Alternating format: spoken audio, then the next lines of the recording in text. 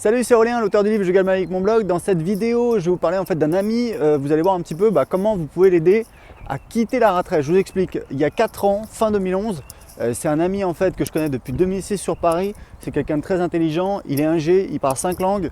Et en fait, il m'a parlé d'un business qu'il voulait créer, en fait une start-up, un business pour aider les gens à apprendre les langues étrangères. Donc voilà, je ne vais pas révéler son idée, mais en fait, ça demandait des moyens technique assez, ça demandait en fait beaucoup d'argent. C'était vraiment un gros projet et puis surtout il avait aucune idée de comment il allait trouver des clients. Donc je lui dis écoute, moi ça me paraît un petit peu compliqué. Par contre, moi j'ai en fait le projet de créer un blog sur comment apprendre l'anglais parce que voilà, j'étais premier avec un article sur comment apprendre l'anglais. Si vous tapez aujourd'hui d'ailleurs, je suis encore premier avec cet article sur mon blog readmeimfamous.com. Pendant 2 ans ça avait changé, c'était un copain blogueur qui m'avait piqué la place.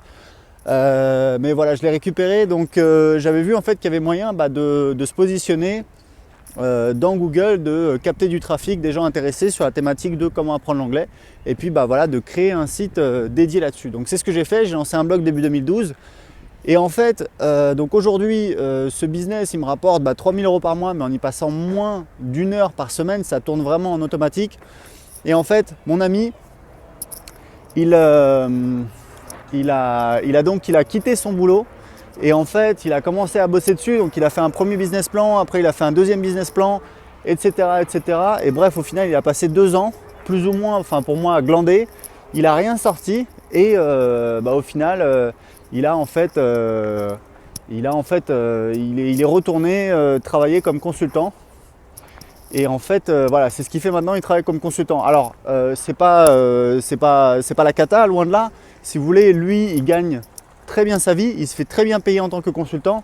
Et justement, parce qu'il est sur une thématique assez pointue, il a vraiment une grosse expertise.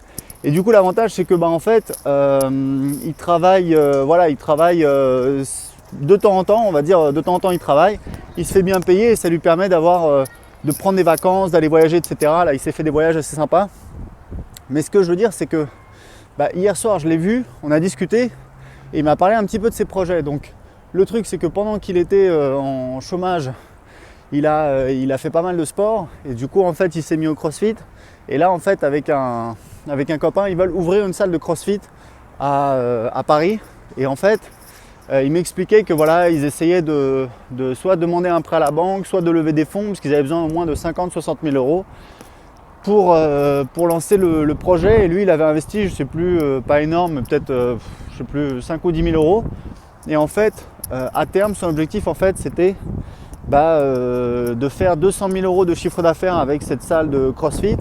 Et lui, vu qu'il avait 25% départ, il espérait gagner, je sais plus, je crois, faire 20 000 € de bénéfices et donc lui de toucher 5 000 € par an de dividendes.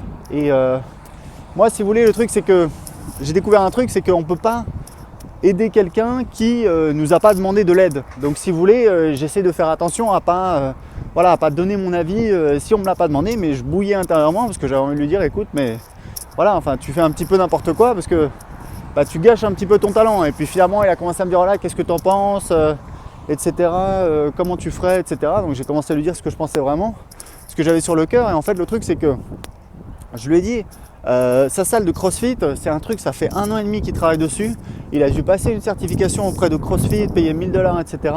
Et tout ça pourquoi ? Pour gagner 5 000 € par an. Je veux dire, c'est une blague, c'est rien du tout. Pour moi, une salle de gym, une salle de CrossFit, c'est un très mauvais business model. Pourquoi ? Parce que évidemment, on sait que les salles de gym, c'est très concurrentiel. Il y a des marges, des rentabilités qui sont très faibles. Et puis surtout, c'est une galère. Vous êtes obligé de payer une redevance à CrossFit puisque c'est eux qui ont la marque. Et vous n'êtes pas à l'abri que 2 ans plus tard, il y a un autre bozo qui ouvre une salle à 2 km de chez vous ou qu'il y ait 2 bozos qui ouvrent 2 salles dans les environs, etc. Donc pour moi, c'est vraiment un très mauvais business. Et en fait, le problème, c'est que ça lui demande énormément de temps de penser à ce business-là, de faire les démarches, etc. Et pour quel résultat ? Pour rien du tout, pour gagner peut-être 5 000 € par an. Ce qui est absolument, c'est absolument rien du tout par rapport au potentiel qu'il a et par rapport, à titre de comparaison avec ce qu'il gagne en tant que consultant. Donc, je lui ai dit faudrait que tu te bouges les fesses et que tu trouves un projet pour te mettre à l'abri. Parce que le truc, c'est qu'aujourd'hui, c'est la belle vie. Tu as 37 ans, voilà, tu gagnes très très bien ta vie quand tu bosses, etc. Mais le truc, c'est que dans 10 ans, ça va être beaucoup plus compliqué. Est-ce que tu pourras encore travailler comme consultant? Est-ce que ce sera toujours aussi facile? Est-ce que tu gagneras toujours autant? Moi, je lui ai raconté que j'ai travaillé comme ingénieur d'affaires dans une société de services en informatique et on nous disait clairement, voilà, les gens après 40-45 ans, c'est chaud de les placer parce que les clients, ils n'en veulent pas et voilà. Alors qu'il leur reste 20 ans à cotiser pour toucher une retraite pleine. Donc, si vous voulez, je lui ai expliqué que voilà, aujourd'hui, c'était maintenant qu'il fallait y penser, que dans 10 ans, ce serait peut-être un petit peu plus compliqué. Donc voilà, donc pour vous expliquer un petit peu la situation, lui, il m'a expliqué que grosso modo, ce qu'il voulait, c'était faire un truc passion, c'était voilà, faire quelque chose qu'il aime. Et je lui ai dit, mais tu peux faire quelque chose que tu aimes, mais qui rapporte bien, voilà, qui te permette de bien gagner ta vie. Il faut être exigeant, il ne faut pas se contenter un petit peu du minimum. Voilà, écoutez, c'était pour vous raconter, pour avoir un petit peu votre avis sur cette situation. Qu'est-ce que vous pensez qu'il devrait faire? Est-ce que vous pensez qu'il devrait continuer comme ça à se la couler douce, ou est-ce que vous pensez qu'il devrait un petit peu essayer de trouver un business, de monter un business qui va lui permettre d'avoir plus de liberté et de se mettre à l'abri et de pouvoir continuer à vivre une vie avec plus de liberté? Répondez à cette question en dessous de cette vidéo. À très bientôt.